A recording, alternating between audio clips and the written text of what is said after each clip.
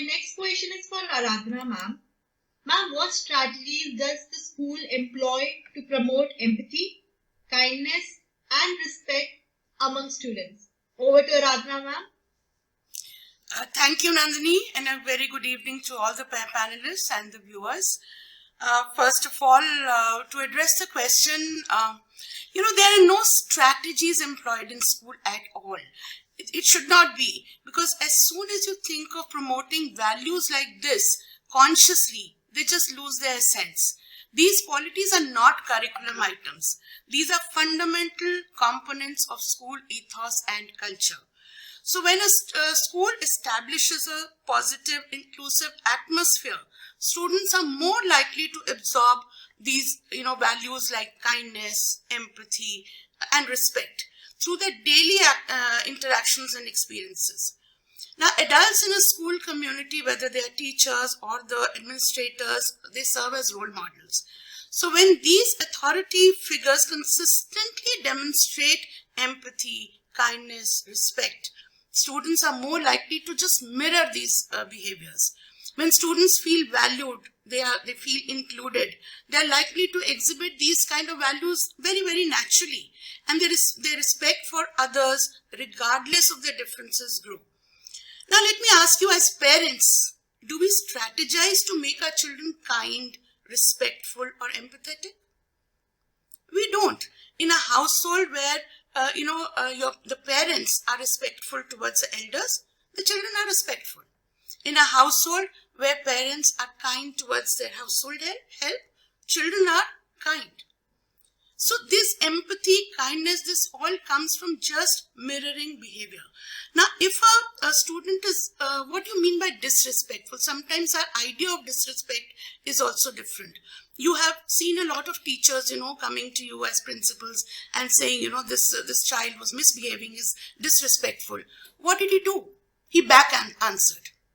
Now, what is back answer? Now, if a child is questioning you, if a child is arguing with you, do you treat it as disrespect? Secondly, why is he being disrespectful to you? What will he gain from it?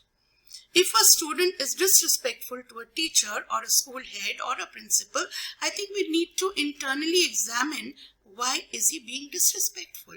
There is something in us which is not able to mirror. Something in us that he has learnt, and he does not feel that feeling of respect. So some way you have to internalize this. Now, errant behavior is often punished very harshly, and I see a lot of schools these days expelling children.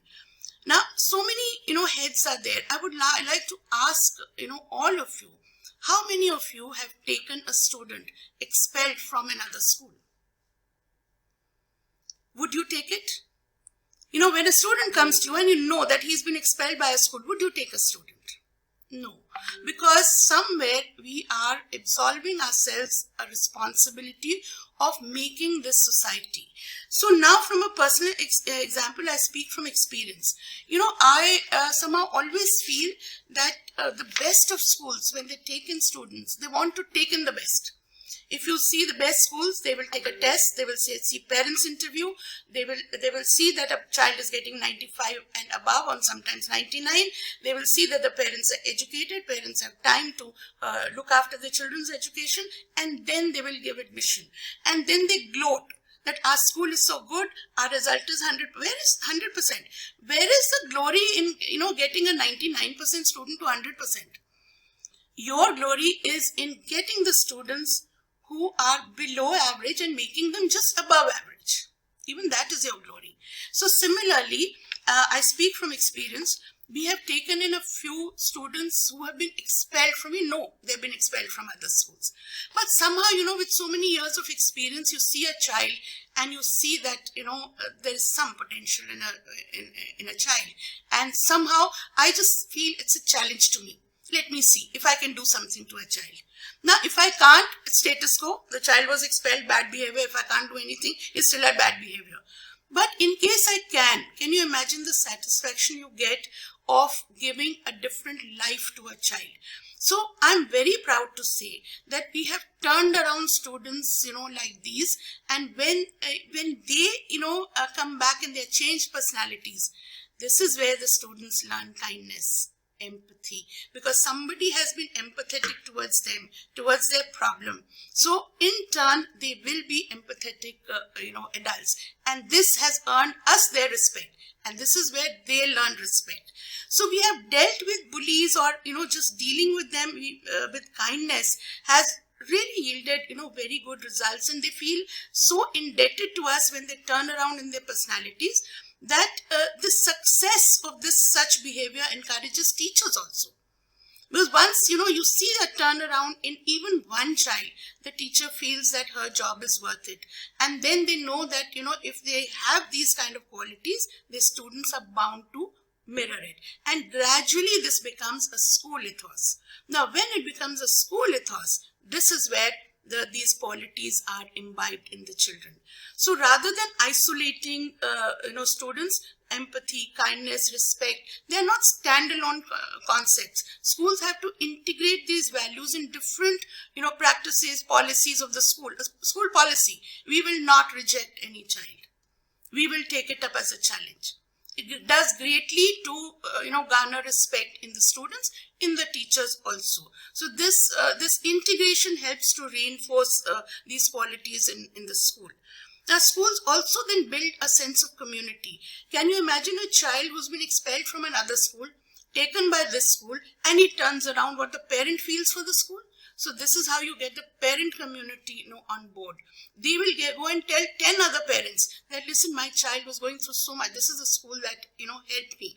So it creates a very strong foundation between the parents, between the children and the school, and lesser problems you will have, with these. So these values may be marginally cemented by lessons, say workshops, posters, activities, discussions. We have all these assembly ideas, but they're not inculcated by these methods. They're inculcated by mirroring these values in yourself. Yes, it always helps. People go on drives, people have assembly ideas, all of us do it in schools. But definitely, they may do an assembly idea, they may have a skit on, kindness and empathy, and the next moment they will be bullying somebody else. So it does not inculcate values. It only just adds to it. Secondly, exposure to children, to the less fortunate. Now, taking these children or exposing them to people, to children especially, who are less fortunate, I think it does wonders to a child. Children are very emotional beings. To appeal to their emotions is very important. So if you take your children to an orphanage, say, and just take them, and not take them as a picnic, but take them and then let them see that, they are lucky children who have been blessed so much. They feel that gratitude. I've seen, children after they come back from an orphanage visit or remand home visit or something, they are changed people at least for a few days. And gradually, if you take them more and more, they will be changed adults also. Because you have to appeal to the emotional side of children. I'll just give you a very small example.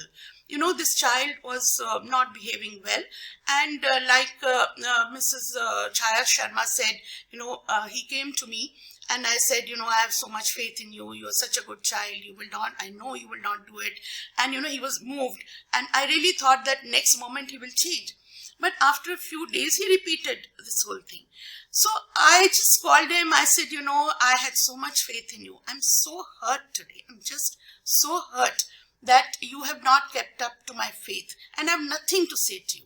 So carry on, be what you are. And gradually one day you will realize on your own. So this child has had tears in his eyes and he came back on his own. I said, ma'am, I'm very sorry. I know I've hurt you. I know I have not kept up. But now on, see, I will never give you a chance to tick me off again. So it is just, and children, if you expect that they'll change overnight, they won't.